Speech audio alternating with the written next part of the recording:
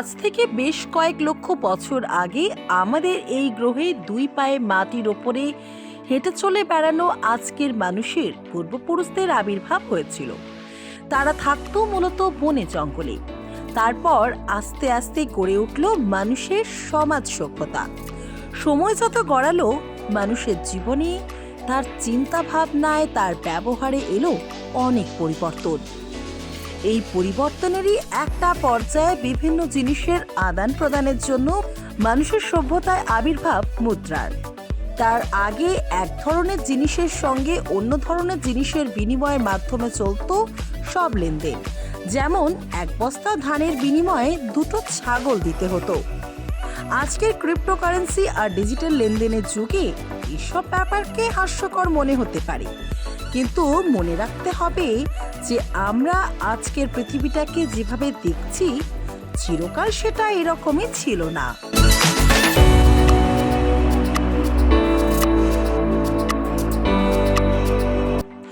মানুষের সভ্যতায় মুদ্রা এসে গোটা লেনদেনের ব্যবস্থাটাকে পাল্টে দিল। একটা জিনিস বাজারে বিক্রি করে পাওয়া গেল কিছু মুদ্রা, সেই মুদ্রার বিনিময়ে আবার বাজার থেকে কিনে নেওয়া গেল দরকারের অন্যান্য কোনো জিনিস। ইতিহাসে পাওয়া যাচ্ছে প্রাচীন গ্রীসে প্রথম গড়ে উঠেছিল ধাতু দিয়ে মুদ্রা তৈরির জন্য টাকশাল। সেই মুদ্রায় খোদাই করা থাকতো তার দাম। তবে শুধু গ্রীস নয়, প্রাচীন মিশর আর ভারতেও জোর কদমে শুরু হয়েছিল ধাতুর তৈরি নির্দিষ্ট দামের মুদ্রা তৈরির চেষ্টা। চীনে কাগজের তৈরি নোট পণ্য বিনিময়ের মাধ্যম হিসেবে প্রচলিত হওয়ার আগে পর্যন্ত প্রাচীন পৃথিবীর নানা জায়গায় ধাতুর তৈরি মুদ্রাই প্রচলিত ছিল। ভারত সহ বিশ্বের নানা প্রান্তে মাটি খুঁড়ে পাওয়া বিভিন্ন যুগের নানা রকমের মুদ্রা আমাদের সেই সব আমলের সামাজিক, রাজনৈতিক ও আর্থিক পরিস্থিতি সম্পর্কে অনেক তথ্য জানায়। বর্তমান বিশ্বে সব মিলিয়ে মোট ৮৩টি টাকশাল অর্থাৎ মিন্ট রয়েছে। এইসব টাকশালে শুধু বিভিন্ন মূল্যের মুদ্রা তৈরি হয় না, সেই সঙ্গে তৈরি হয় সোনা ও রূপোর বার, মেডেল এবং নানা ধরনের স্মরণিকা। সেই প্রাচীনকাল থেকে বর্তমান সময় পর্যন্ত মুদ্রা তৈরিতে তামা, নিকেল, দস্তা ইত্যাদি ধাতু ছাড়াও সোনা আর রূপোকে কাজে লাগানো হয়েছে। তবে এখনকার দিনে মূলত কাজে লাগানো হয় ইস্পাতকে। কিছু ক্ষেত্রে প্ল্যাটিনামের মুদ্রাও তৈরি করা হয়।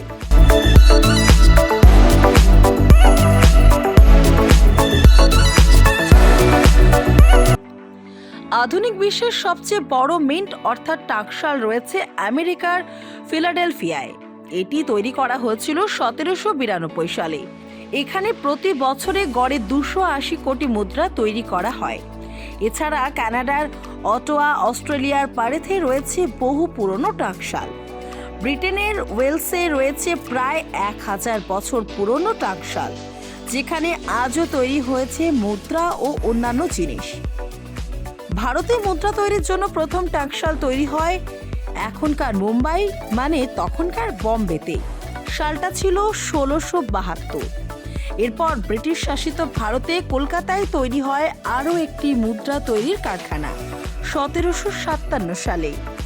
বর্তমানে ভারতে মুদ্রা তৈরির জন্য দেশের ৪টি শহরে টাকশাল আছে: মুম্বাই, কলকাতার আলিপুর, তেলেঙ্গানার হায়দ্রাবাদ আর উত্তরপ্রদেশের নয়ডা।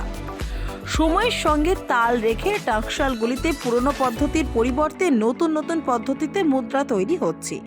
যদিও এখনকার ডিজিটাল যুগে কাগজে ছাপা নোট কিংবা ধাতুর তৈরি মুদ্রার পরিবর্তে ডিজিটাল কারেন্সির ওপরে বহু মানুষ, বিশেষত নতুন প্রজন্মের ছেলেমেয়েরা ভরসা করতে শুরু করেছে। তবে কাগজের নোট বা ধাতুর মুদ্রা বাজার থেকে পুরোপুরি হারিয়ে যায়নি কোনো দেশেই। ধাতুর তৈরি প্রাচীন মুদ্রার অ্যান্টিক ভ্যালু রয়েছে। কয়েকশো টাকা থেকে শুরু করে কয়েক হাজার, এমনকি কয়েক লক্ষ টাকাও দাম হতে পারে। এটা নির্ভর করে মুদ্রার প্রাচীনত্ব, তার ঐতিহাসিক গুরুত্ব এবং তার বর্তমান অবস্থার উপরে। যুগ যুগ ধরে প্রাচীন মুদ্রা সংগ্রহ করা কিছু মানুষের শখ। তাদের কাছে এমন সব মুদ্রা আছে যা দেখলে চমকে উঠবে যে কেউ। তবে প্রাচীন মুদ্রা দেখা ও তার গুরুত্ব জানার সবচেয়ে ভালো জায়গা হলো দেশ বিদেশে ছড়িয়ে থাকা বিভিন্ন জাদুঘর অর্থাৎ মিউজিয়ামগুলি।